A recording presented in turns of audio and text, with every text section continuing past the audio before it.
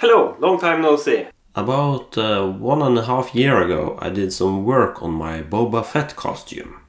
I filmed everything, but the footage didn't turn out very well.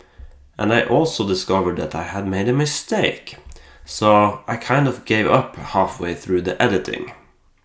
But a big part of making is learning from your mistakes and trying to fix them.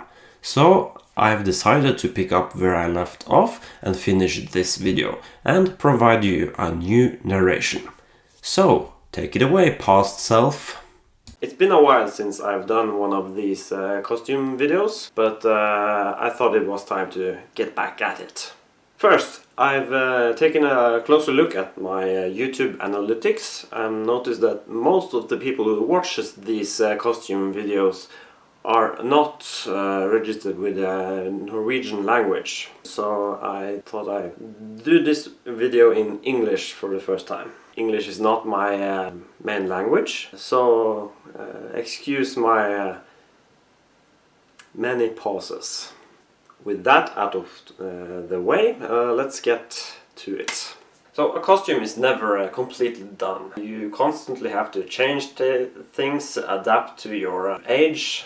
Wear and tear needs to be fixed, and you can always improve of some details that you are not completely satisfied with. So I have here a box of spare parts and upgrades. Yeah, so there you have it. Let's start upgrading.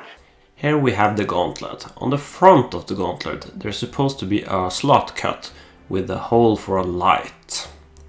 And on the side there's several things I need to change. First, these switches. They're supposed to be buttons or alcohol switches, which I need to change. And also there's some dental files supposed to be on the side. Here we have the equipment. First there's this 3D printed version of the mini light. It will fit inside here, and I have some LEDs that I will put inside. And I will connect a battery pack to it.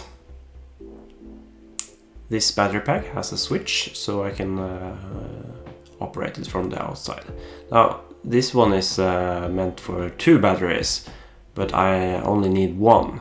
So I have some crumpled up aluminum foil inside, so that it will work.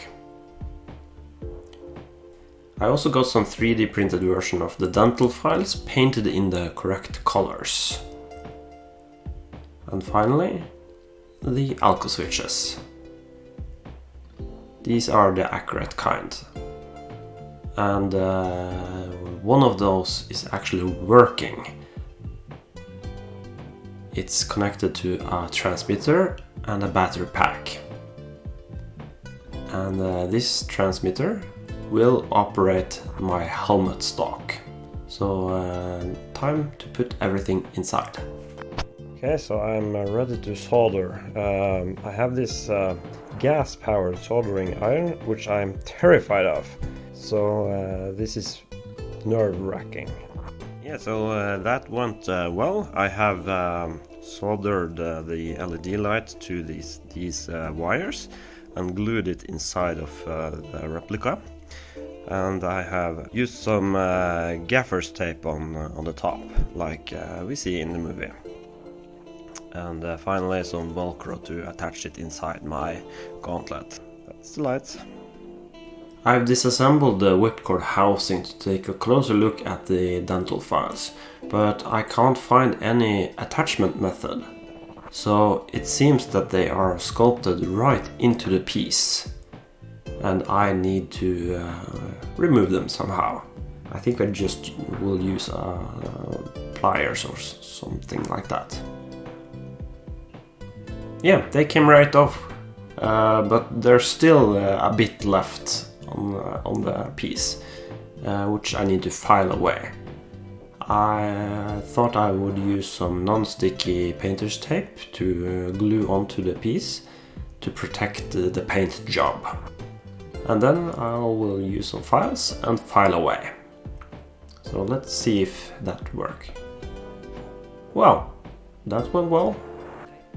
Smooth as I can get it. So now I just need to drill a hole and glue the real dental files somehow. So let's get drilling. I've used some hot glue to glue the dental files to the whipcord housing, and it seems to be working.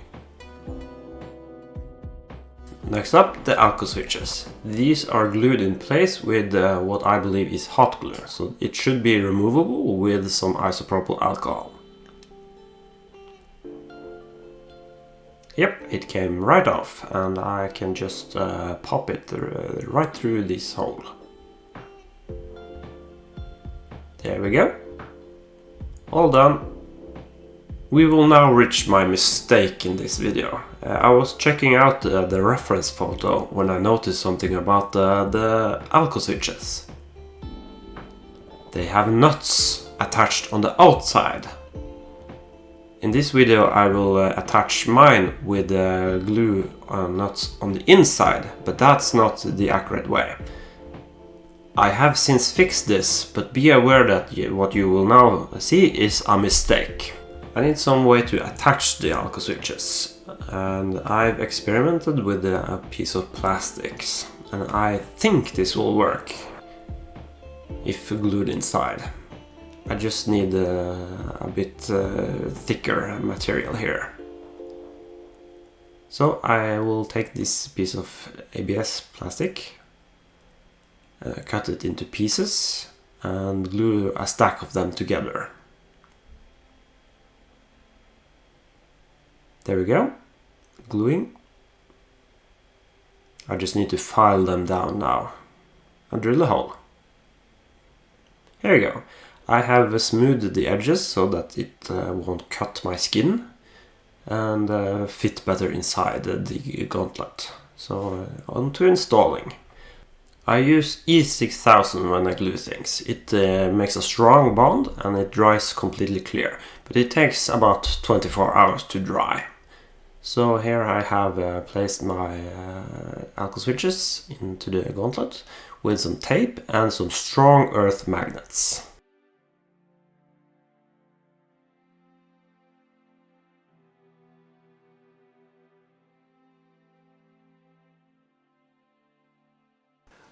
Alright, so there we have it. The gauntlet has been upgraded with the accurate light, accurate switches and accurate dental files.